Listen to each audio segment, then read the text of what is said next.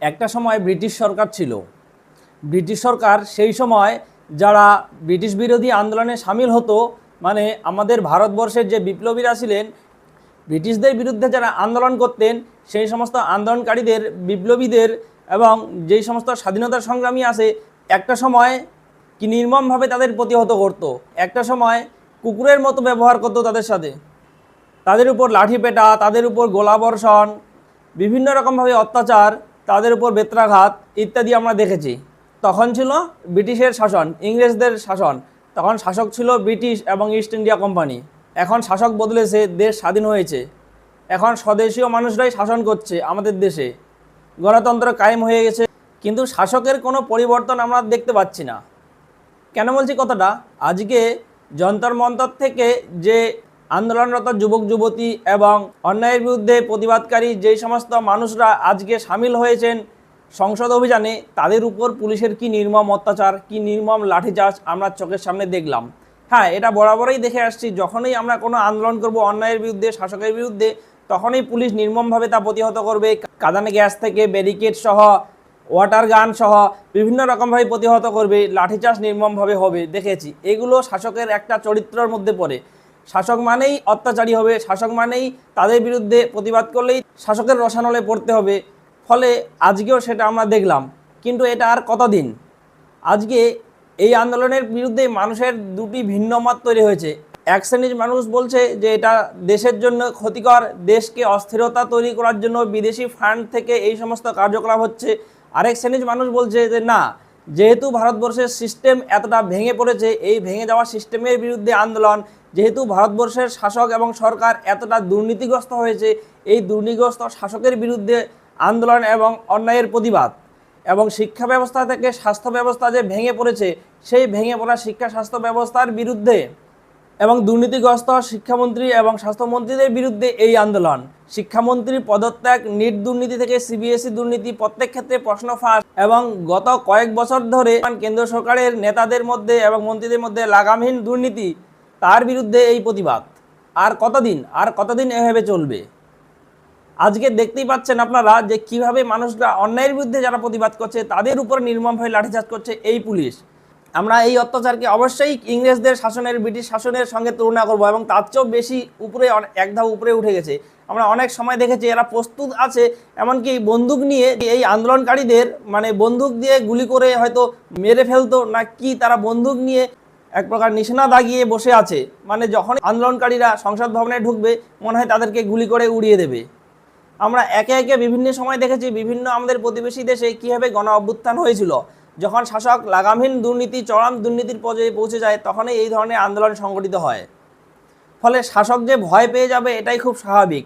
ফলে যথারীতি আমরা দেখেছি যে আজকে প্রধানমন্ত্রী নরেন্দ্র মোদী সংসদ ভবন ছেড়ে পালিয়ে গেছেন, মানে বেরিয়ে পড়েছেন যত তাড়াতাড়ি সম্ভব। কারণ তার মধ্যে একটা ভয় কোথাও না কোথাও দানা বেঁধেছিল। এই ভয়টাই থাকা জরুরি, এই ভয়টাই দরকার। আমরা যতই শাসককে মাথায় চড়িয়ে রাখি, যতই শাসকের ভক্তি করি, শাসককে যতই আমরা সহ্য করে যাই না কেন, শাসক ততই আমাদের মাথায় চড়ে বসে। ফলে একটা সময় গিয়ে লাগাম টানা জরুরি। যেহেতু গণতন্ত্রে জনগণই সর্বে সর্বা, জনগণই মূল কথা বলে, জনগণই সবার উপরে সত্য।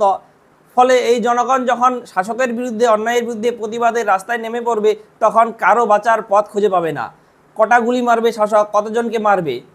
আমাদের ভোটে তারা জয়ী হয়ে সংসদে গেছে আমাদের হয়ে কাজ করবে বলে। ফলে তারা রাজার মতো এখন যদি ব্যবহার করে এবং তারা যদি স্বৈরাচারী হয়ে ওঠে, প্রত্যেকটা মানুষকে, প্রত্যেকটা আন্দোলনেই শাসক শ্রেণী তাদেরকে যে কোনো রকমভাবে হেনস্থা করেছে, অপবাদ দিয়েছে, বিদেশি শক্তির মদদ, দেশদ্রোহী, সন্ত্রাসবাদী, বা বিভিন্ন সময় আমরা দেখেছি তাদেরকে কোনো না কোনোভাবে তকমা দিয়ে রেখেছে। আপনি আজকে যারা সমর্থন করছেন শাসককে, তাদের উদ্দেশ্যে আমি একটা কথা বলবো, আপনি যদি আজকে দেশপ্রেমী হন, শাসককে সমর্থন করছেন, তাহলে একটা এক্সপেরিমেন্ট করে দেখুন না একবার, যে আপনি একটা অন্যায়ের বিরুদ্ধে, আপনিও জানেন শাসক অন্যায় করছে, সেই অন্যায়ের বিরুদ্ধে আজকে একবার লড়াই করুন, মানে রাস্তায় নামুন, প্রতিবাদ করুন, দেখবেন আপনাকেও দেশদ্রোহী বলবে, আপনাকেও কোনো না কোনো বিদেশি মদতপুষ্ট বলবে। তখন আপনি প্রমাণ পেয়ে যাবেন যে না, এত সংখ্যক যে মানুষ অন্যায়ের প্রতিবাদ করছে, আন্দোলন করছে, তারা সবাই দেশদ্রোহী নয়, তারা সবাই সন্ত্রাসী নয়, তারা কেউই দেশে অস্থিরতা সৃষ্টির জন্য এই আন্দোলন করছে না। দেশের ভেঙে পড়া সিস্টেমকে ঠিক করার জন্য, দুর্নীতিগ্রস্ত নেতা মন্ত্রীদের পদত্যাগের জন্য, এবং সুষ্ঠু স্বাভাবিক পরীক্ষা এবং সুষ্ঠু স্বাভাবিক শিক্ষা ব্যবস্থা, স্বাস্থ্য ব্যবস্থা এবং কর্মসংস্থান, দ্রব্যমূল্য বৃদ্ধি হ্রাস, ইত্যাদির লড়াইয়ে এই সমস্ত কিছুর জন্য আজকে মানুষ পথে নেমেছে, সংসদ ভবন অভিযান করছে এবং অন্যায়ের প্রতিবাদ করছে।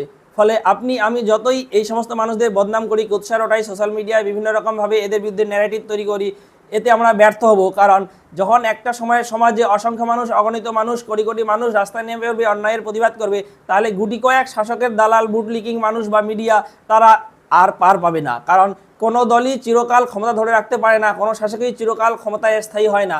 কারণ এই শাসকের যেদিন পরিবর্তন হবে, এই দলের যেদিন পরিবর্তন হবে ক্ষমতা থেকে, এই দল যেদিন চলে যাবে, সেই দিন এই সমস্ত দালাল মিডিয়া ও বুটলেকিং পুলিশ প্রশাসন ও অন্যান্য ক্ষেত্রে যারা শাসকের দালালি করছে তারা কোথায় যাবে? তারা পার পাবে না।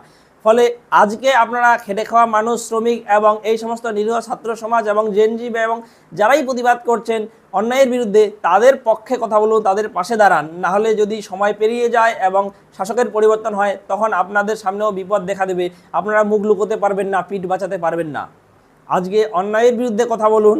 আজকে যেই সমস্ত মানুষরা নিজেদেরকে ককরোচ দাবি করছে এবং এই অন্যায়কারীদের যখন শাসক এবং সিস্টেম ককরোচ বলে দাবি করে, ককরোচ বলে দাগিয়ে দেয়, ফলে তারা নিজেরা নিজেদেরকে ককরোচ হিসেবেই মেনে নিয়ে এই আন্দোলনে প্রতিবাদে সামিল হয়েছে। নিজেদেরকে ককরোচ মনে করেছে এই জনতা, নিজেদের ককরোচ বলেই, এমনকি এরা উচ্চশিক্ষিত হয়েও যারা নেতৃত্বে যারা আছে তাদের সামনে অনেক বড় কেরিয়ার আছে, সুন্দর ভবিষ্যৎ আছে, তা সত্ত্বেও এরা আমার আপনার জন্য আন্দোলনে নেমেছে, পথে নেমেছে শিক্ষা ব্যবস্থাকে দুর্নীতিমুক্ত করতে এবং আমার আপনার ভবিষ্যৎকে সুরক্ষিত করার জন্য, আমার আপনার ভবিষ্যৎ প্রজন্মকে সঠিক পথ দেখাতে আজকে এরা পথে নেমেছে আমাদের জন্য। ফলে আমাদের সাধারণ মানুষ, জনগণ হিসেবে এই সমস্ত মানুষদের পাশে থাকা উচিত।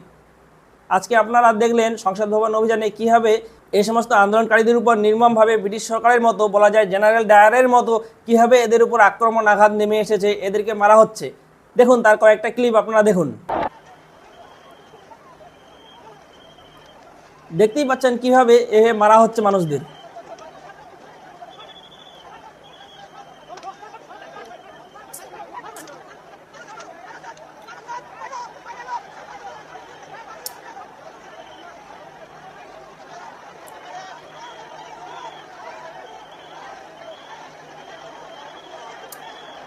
ये सारे एग्जिट बंद रखे हैं यहाँ से मेट्रो से 3 स्टेशन जाके एग्जिट बंद रखिए। देखो सारे खुद के साथ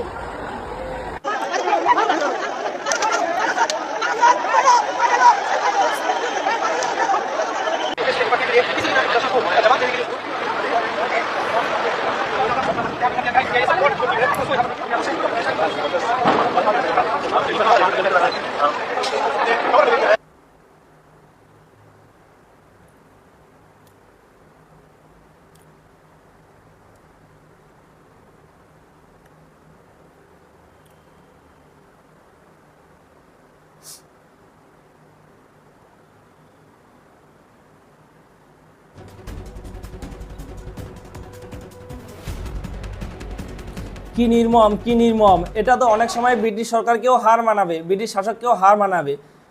আচ্ছা বুকে হাত দিয়ে বলুন তো, এই যে আন্দোলনে সামিল হয়েছে প্রত্যেকটা মানুষ কি দেশদ্রোহী? প্রত্যেকটা মানুষ কি অস্থিরতা চায়?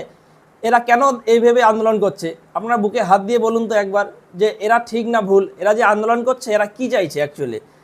এরা তো এটাই চাইছে যে একটা সুষ্ঠু শাসন ব্যবস্থা, সুষ্ঠু শিক্ষা ব্যবস্থা, একটা সুষ্ঠু স্বাস্থ্য ব্যবস্থা এবং একটা ভেঙে পড়া সিস্টেম যাতে ভালো হয়, সুস্থভাবে প্রশাসন চলে, দুর্নীতিগ্রস্ত নেতামন্ত্রী যাতে শাস্তি পায় এবং সিস্টেম যাতে দুর্নীতিমুক্ত থাকে, সাধারণ মানুষের জন্য যাতে কাজ করে, গরিব শ্রেণীর জন্য যাতে কাজ করে এবং খেটে খাওয়া শ্রমিক, কৃষক মানুষের জন্য দরদ বুঝে সরকার। এই সমস্ত কিছুই তো দাবি দেওয়া নাকি? এদের কথা শুনবেন। এবং আজকে আমরা যদিও দেখলাম যে সিজেপির নেতৃত্বদের সঙ্গে আজকে বর্তমান সরকারের একজন প্রতিনিধি কথা বলেছে এবং সিজেপিদের যে দাবি দেওয়া, আন্দোলনকারীদের যে দাবি দেওয়া, তা তুলে দিয়েছে সেই কর্তৃপক্ষের হাতে। ফলে এবার দেখা যাক আগামীতে কী সিদ্ধান্ত নেয় শাসক দল এবং বর্তমান বিজেপি সরকার। মূলত এই আন্দোলনটা বিজেপি সরকার বনাম ভারতবর্ষের আপামর নাগরিক সমাজ, ছাত্র, যুব এবং পিপল অফ ইন্ডিয়া অবভিয়াসলি। ফলে আর এই আন্দোলনকে বিভিন্ন রকম অপবাদ দিয়ে দমিয়ে রাখার অবকাশ পাবেন না। যতই মিডিয়া দালালি করুক না কেন শাসক দলের, এই আন্দোলন আজকে সারা দেশের ব্যাপী ছড়িয়ে গেছে। প্রত্যেকটা জায়গায়, প্রত্যেকটা রাজ্যে, প্রত্যেকটা জেলায় জেলায় আজকে এই আন্দোলন, প্রতীকী অনশন, বিভিন্ন রকমভাবে সরকারের বিরুদ্ধে আন্দোলন চারিদিকে ছড়িয়ে পড়েছে। ফলে যদি দেশকে, প্রতিবেশী দেশ বাংলাদেশ, নেপাল এবং শ্রীলঙ্কার মতো হতে না চায়, শাসক দলের এখনও সময় আছে শুধরে যাওয়ার, শাসক দলের এখনও সময় আছে শিক্ষা ব্যবস্থাকে এবং পুরো সিস্টেমকে নতুন করে সাজিয়ে তোলার, দুর্নীতিমুক্ত করার এখনও সময় আছে। ফলে এটা একটা ওয়ার্নিং তো অবশ্যই। যতই শাসক দল অত্যাচার করুক, বড় বড় অত্যাচারী শাসক এবং তাদের সাম্রাজ্য ভেঙে পড়েছে, ফলে এখনও সময় আছে। যদি এনারা শুধরে যান তাহলে তো খুবই ভালো, না হলে একটা সময় এরাও ক্ষমতা হারাবে এবং তখন এদের উপর নেমে আসবে জেল যাত্রা, এদের উপর নেমে আসবে এদের অন্যায়ের চরম শাস্তি এবং তখন এরা মুখ লুকোতে পিঠ বাজাতে পারবে না। এবং আজকের আলোচনা প্রসঙ্গে আপনাদের মূল্যবান মতামত কমেন্ট বক্সে অবশ্যই জানান। ধন্যবাদ।